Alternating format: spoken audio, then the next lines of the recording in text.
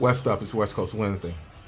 To be honest, I had a desire to come on here and talk about the Lakers and Golden State and have a little fun.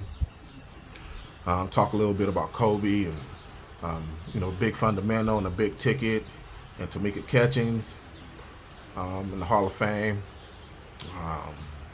Just want to, not that all my West Coast Wednesdays are heavy, but just wanted to talk about basketball, my favorite sport. But the more I just kind of sat with this West Coast Wednesday thought, combined with my class that I had with some middle schoolers today, we've been walking through emotional intelligence and what it looks like to be emotionally intelligent. That combined with I'm coming to the end of my study, my preparation for my sermon, I should say, on church hurt, which is coming this Sunday. You take the emotional intelligence and the church hurt, which is a part of my process in talking about church hurt, is the emotional intelligent part that's often missed, the relational intelligence parts that's often missed, but also the spiritual intelligence parts that's often missed. And that's just kind of sitting with me. What's sitting with me is about 300 people, well, not 300 people, 300 posts on my posts on church hurt, less than 100 on a positive aspect of church help.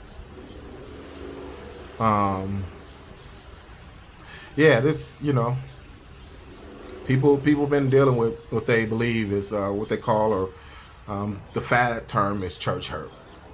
But there's nothing new up under the sun. Nada.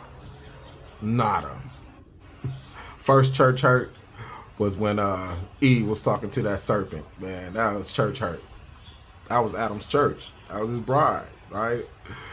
And you know what I'm saying? I mean, I can deal with, but there's nothing new up under the sun.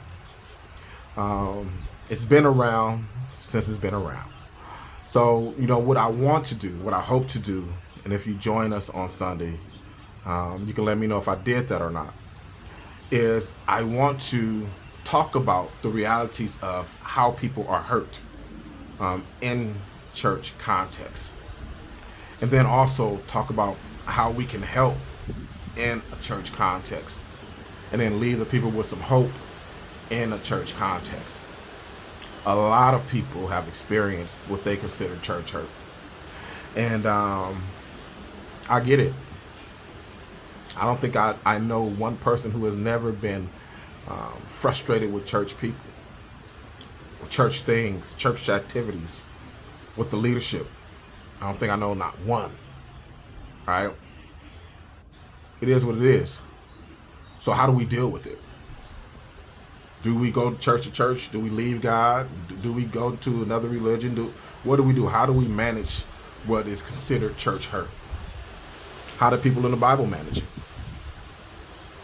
How did our ancestors manage it?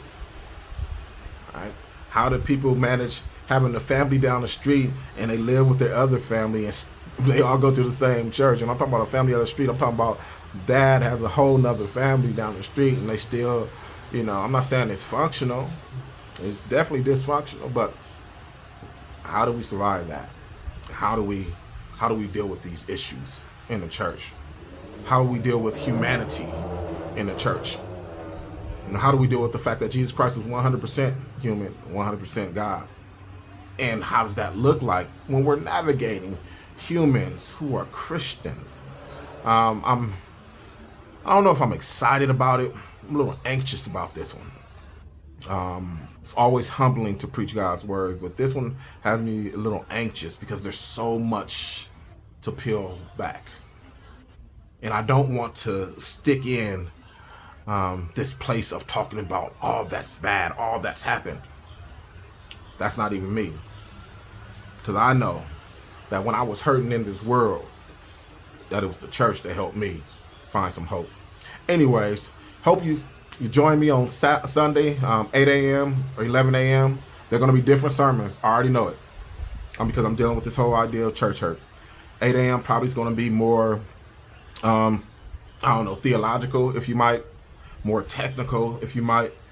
11 a.m., I've been woke up, so it's probably gonna be more like West Coast Wednesdays, Alvinisms all throughout it. But any which way, man. I hope everybody's well. Go Lakers. With my dudes up top, to the Warrior fans, salute. See you this evening. God bless you. As always, stay blessed. Stay West.